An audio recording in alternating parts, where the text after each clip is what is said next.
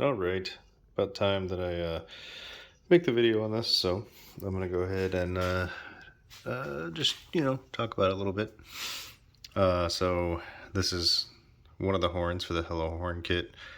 Um, this one is the 500 hertz one. The one I have installed is the 300 hertz one.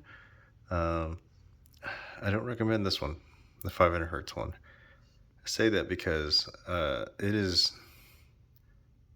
it's like cartoon sounding, if that makes any sense. I couldn't stand the sound. And originally, I had this cover on the 300 one, and I was trying to make clearance for it to make it fit, and I kind of was tapping on this with a hammer. Um, I'll explain why here in a little bit, but um, this cover was on the 300 hertz one. I went ahead and pulled it off. Uh, the one that's on this one, put it on the 300 hertz one because I like the sound of the 300 hertz one better. And what I will say is uh, really loud, a lot louder than the original one. You'll see a sound clip at the very end. It is very short because it's loud enough to hurt my ears in the garage, and I don't want to put myself through that for too long. So, as you can see over there, there's some spray paint. Uh, I wanted it to blend in a little bit more. The red's just really bright, and it's just kind of like obnoxious. Like, hey, there's a horn here, and it, you know, I don't really care to have this on there. So, so why? I guess is a question. That's something I haven't answered. Um, the OEM one, and this goes for a lot of vehicles. I actually have a set of these on my Golf. Because of the fact that there's a lot of horns out there that aren't dust or weather resistant, and so moisture can ruin them. And that's what happened to my original one, is that some moisture got inside of it, and the horn stopped working. Um, so this thing is like a lot bigger than the original horn. The original horn is probably like the size of this interior circumference. And so, fitting this in the OEM spot absolutely wasn't going to happen. I tried to look for places around the frame, couldn't find a spot. I saw somebody mentioned me on one of the forums that they put it down by the in between their guard right there. I didn't really like that. It just stuck out way too much. So, I looked around for quite a long time. That's why this is hammered in right here, because I was trying to tuck it in kind of close to the radiator underneath the triple tree, and it fit. But unfortunately, when you turn the triple tree back and forth, it was making contact with the plastic bracket, um, made things difficult, and I didn't want it to make contact with anything, so I decided to mount it a little bit differently, which I'll show you. So in the back here, first of all, there's a nut here. This is all in standard, so not metric.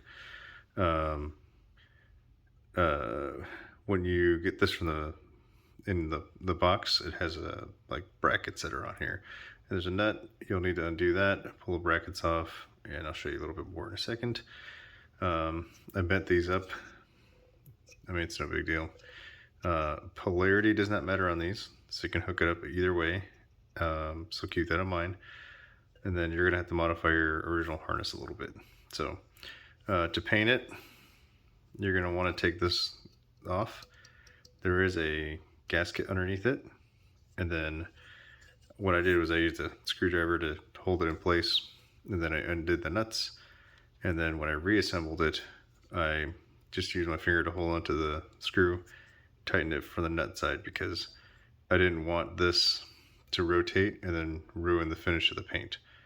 So that was kind of one part that took a little bit of concentration. So anyways, that's that part. So mounting it.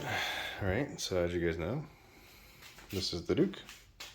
So it's going to be a little bit different. So for you first gen guys, Obviously, as you've probably seen before, this is a 2nd gen radiator cowl, right?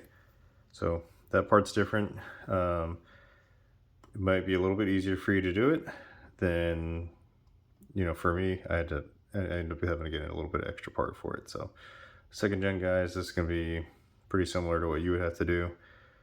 So as you can see, this thing is super sturdy. So there's where the horn is mounted. Okay.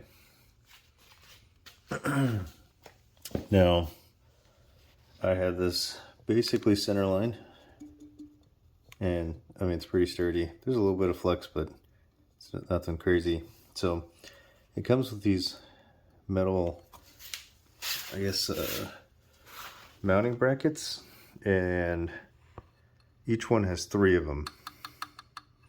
And what I did was I V'd it out. I put 2 on that side, 1 on this side, and then I tightened it down. So what I have is you know what? Let me show you. I have to get a washer real quick. Give me 1 sec. All right, we're back. So what I had to do was what you're gonna see if you have a 1st gen. The back has these rubber standoffs, right? So the thing to note is that I took this one, these rubber standoffs from the top mount, and I mounted those down here. And that's because I needed to be able to mount, where's it at? Right there. This piece right here. Now, I needed that specifically because I needed a stud on this side so I can use a screw. And then I had to swap it around. And what ended up happening was I ordered an extra set of these so that I can put up top right there. That piece. So this one right here. So the idea is that I needed to be able to mount this through on this side. There's another metal piece that's back there. Let me see if I can do a better job of showing you guys. Okay. I might have to just list the parts for you. That way you can order them if you want. Oh yeah, there it goes. So right there. So down in there, see this right here? This rubber bit? That's from the bottom. So I took the top ones, put them on the bottom, put the bottom ones on top, and then use these metal standoffs, so to speak, so that I could space. For 1, I needed to space these out, and then for 2, I needed to be able to mount this to it. So these 2 wires, those are extended off the original harness. My harness was already messed up because I had taken the horn out and it was just kind of flopping around. And at one point, one of the wires got kind of sucked into the fan and it messed up the harness end. So I basically just clipped it, extended the wires out, and then added new leads to it. What I would suggest is you get some that are decent quality ones that have the moisture resistant material that's in the inside of these. Same with the heat shrink. This is the marine grade heat shrink. It's specifically designed to where when you heat it up with a heat gun, it the inside layer has a barrier that's designed to keep moisture out. So that would be a good spot considering it's in the front. Even though this is moisture resistant, you know, you want to make sure you do your best for all the wires and everything else. So anyways, here is kind of what we're looking like. As you can see, it's painted black. Again, for mounting, that's important too. I could explain that part. So these standoffs that I was telling you about, there's actually on the inside of this, there's a little ledge, and it just so happens that this fits the inner diameter, fits over that ledge of the outer diameter that's on this little adapter piece. So what I ended up having to do was, I have some dress-up washers, and these are recessed, they're conical, and I ended up having to sit it just like this against that recessed portion, and then I put a nut on the back of it that applied pressure, which actually worked out pretty well because it gave me a lot more surface area to apply pressure to tighten it. And then the remaining portion that protruded, that was a little bit proud, stays within this conical area, and it helps kind of center this. So that's how I have it set up. So we got one here at the nut, one here with the nut, right? So let me do a little bit of I'll back up so you can kind of see what it looks like from further back. And at the end of this, I'll include a extremely quick sound clip.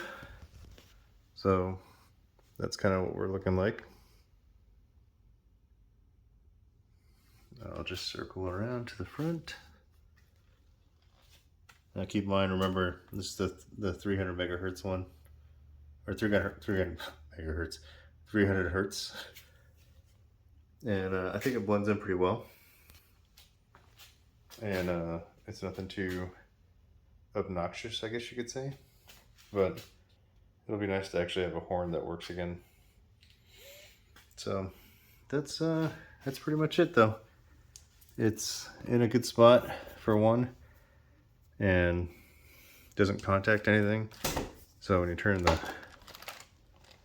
plenty of clearance. So if anybody has any questions, let me know. And when I get a chance, I'll post up some part numbers. All right, that's it for now. Following after this will be quick short sound clip.